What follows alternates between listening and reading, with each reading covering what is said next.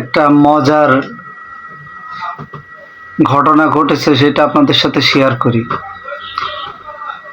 আমি একটা মাদ্রাসায় দায়িত্বরত আছি, অনেকে আপনারা হয়তোবা জানেন, যারা জানেন না তাদের জানানোর জন্য বললাম।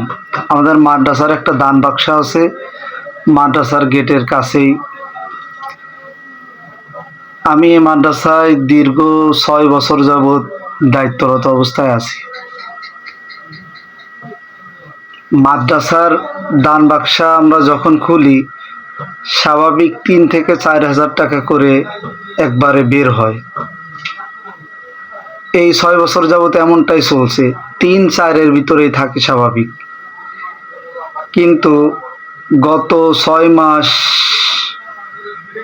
5 মাস আগের কথা, আমার মাথায় হঠাৎ করে একটা খেয়াল আসলো, মানুষকে হালালের দিকে আকৃষ্ট করার জন্য, হালাল ইনকামের কথা স্মরণ করে দেওয়ার জন্য আমরা দান বাক্সে একটা স্টিকার লাগালাম, যেখানে লিখে দিলাম সম্পূর্ণ হালাল টাকা দান করুন।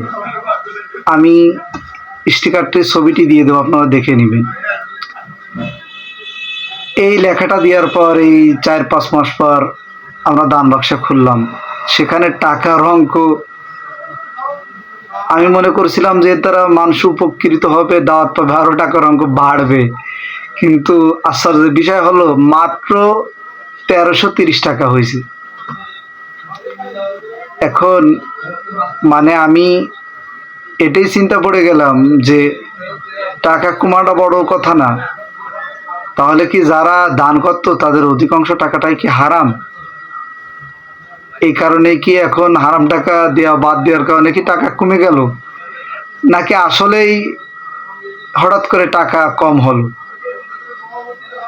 আসলে মানুষের পকেটের ভিতর সুদ নেওয়ার সরঞ্জাম ঢুকিয়ে দিছে। যেমন দেখেন বিকাশ, আমি বিকাশের থেকে টাকা নিতে পারতেছি লোন, আমি জানতেছি আর আল্লাহ জানতেছি। হারাম কিভাবে আমাদের ভিতর ঢুকে গেছে একটু চিন্তা করি।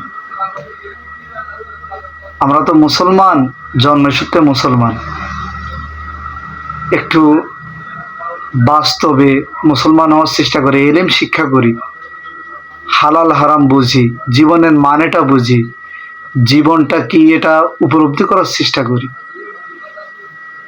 সবার কাছে আমার অনুরোধ, আপনি টাকা দান করতেছেন কেন? সবের আশায়। কিন্তু সে টাকাটা যদি হারাম টাকা হয়, তাহলে কিভাবে আপনি তার থেকে সব আশা করতে পারেন? এই জন্য হালাল টাকা আমরা সবসময় দান করব, হারাম থেকে দূরে থাকবো। আল্লাহ তাআলা সবাইকে বুঝার এবং আমল করার তৌফিক দান করুন।